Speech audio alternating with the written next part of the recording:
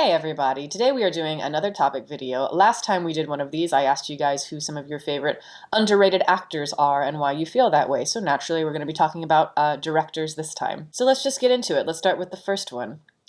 Anna Biller. She has such a great eye for aesthetics and the female gaze.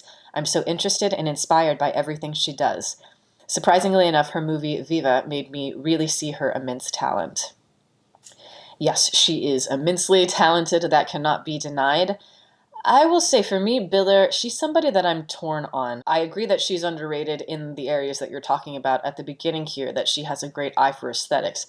That is, she's one of the top in that respect. I know she's been compared to like Quentin Tarantino. People call her the female Quentin Tarantino, and I can understand where they're coming from to a degree. It's just her film knowledge, her knowledge of like vintage fashion, that sort of thing. Just production design. She can create such nostalgia when you look at a movie like The Love Witch, a movie that I reviewed when it came out. And I spent a long time on that review, especially talking about all of the details, just because I was so impressed with it. It's her sophistication and how oriented she is within those details. And when you look at The Love Witch, it's like, she's pulling from like 1970s occult horror. And one of my favorite things about that movie is how it's able to look kind of like a Star Trek episode with the backlighting and the colors. I look at a movie like Late Night with the Devil that has a lot of similar gimmicks when it comes to pulling from nostalgia.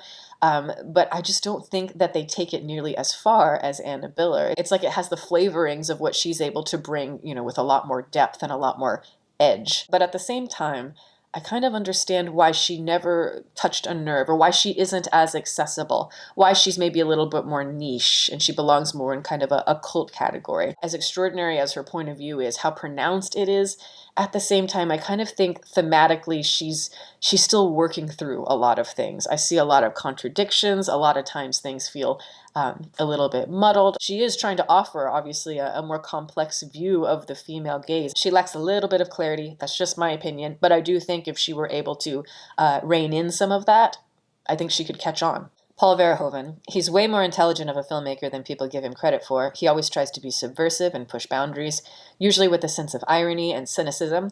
He may have put out a few duds, but I'll take Hollow Man if it means that Starship Troopers, Total Recall, RoboCop, and Basic Instinct get to exist.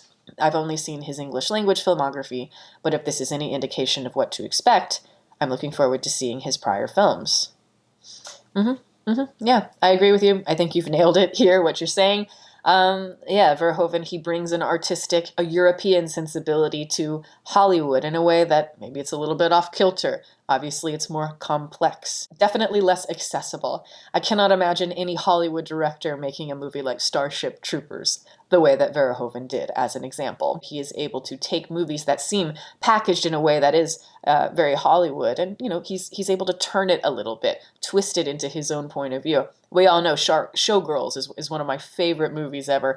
I reviewed it, I think, last year, but I genuinely think that's an amazing film, despite its obvious flaws. I do think it's a powerful statement, and say what you will about it, but it's a stunning looking film, and Verhoeven knows how to make something cinematic. Though I don't think he's as underrated as maybe he was at a certain point. I think these days, particularly with a lot of the millennials, I think there's a resurgence of all of these movies, especially, like Showgirls as an example, and Total Recall. And you mentioned here his English language filmography, but he is quite a versatile filmmaker, and I think maybe that aspect of him is slightly underrated. But I look at a movie like Elle that came out maybe 10 years ago. That's an incredibly complex film with Isabelle Huppert at the center. I recommend that one. But yeah, he just seems like a smart and very interesting person, and I think that just comes through in his art. Todd Field has made 3 incredible films with In the Bedroom, Little Children, and Tar that can compare to the greatest of his contemporaries. He is one of my favorites because of his psychological depth and brave analysis of interpersonal relationships.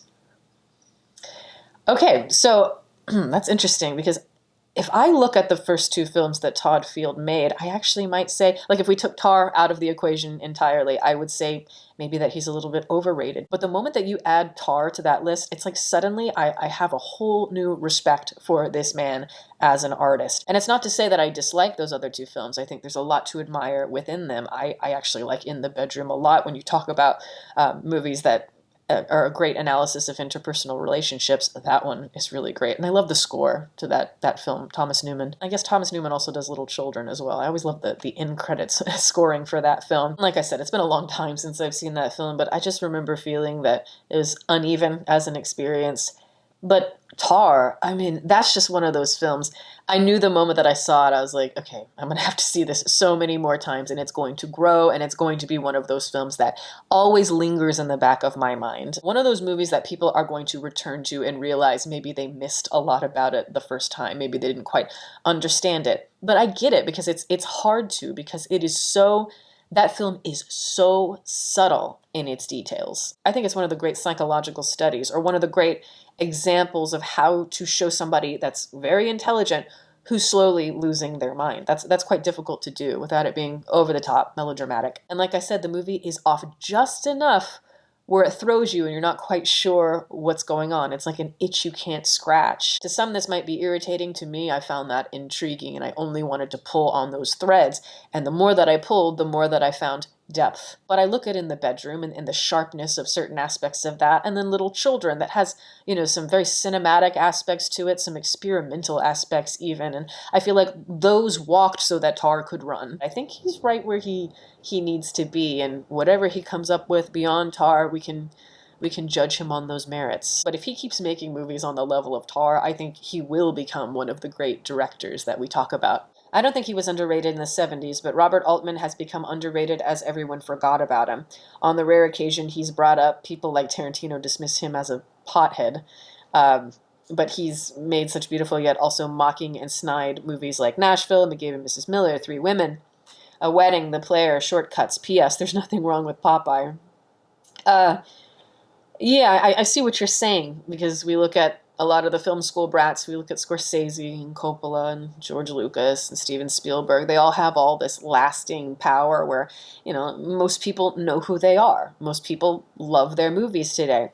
Robert Altman is not on the tip of people's lips in the same way. You simply do not hear about Robert Altman the way you hear about Stanley Kubrick.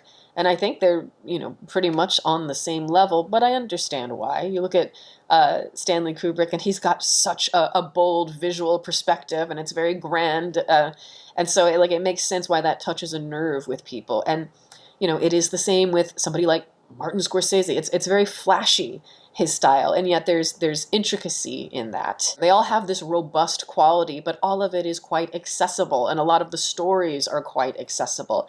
You look at Robert Altman, and a lot of his movies, they tend to have, big casts, ensemble casts where we're not focusing on just one person. Thematically, they tend to be a little bit more rich. Overall, I'd say, his strongest works. I think of a movie like Nashville. Obviously, that's a movie that a lot of people consider to be one of the great American films of all time, and yet I just don't hear about it. I don't hear it talked about in the same way there's a resurgence when we're talking about, like, Paris, Texas, as an example. There's a resurgence of a lot of, like, art house movies and such from the 1970s, and I guess I don't hear Altman talked about in the same breath, exactly like you're saying here. And then you look at his career later on, and it's not like he fell off or anything. I look at movies like Company, or The Company. I think it came out in like 2001. I think that's a severely underrated film. Or a movie like Gosford Park. I know it was critically acclaimed at the time, but yeah, it's not a movie that you hear about a lot. I see no reason why he shouldn't be spoken about with the same enthusiasm as, a Quentin Tarantino or an Alfred Hitchcock. Doesn't surprise me, but it does make me sad. I agree with you. But yeah, so that's the video. Guys, thank you so much for writing in. We'll do another one at some point. I'm going to plug my website as always. It is deepfocuslens.com. I'm an artist. I do commission portraits, and I also sell prints of my work. If that is something that you're interested in, you can always go to the website below. And if you have a question about a commission or a print, you can always email me. My email is in the description box below as well. Also, I'd like to give a shout out to my patrons who are great. Guys, thank you so much for your support. Welcome to all the new members. If you are interested in supporting, the link for that is below, as well as the rest of my social media information. You can watch my videos here, and you can subscribe if you'd like. Catch you next time.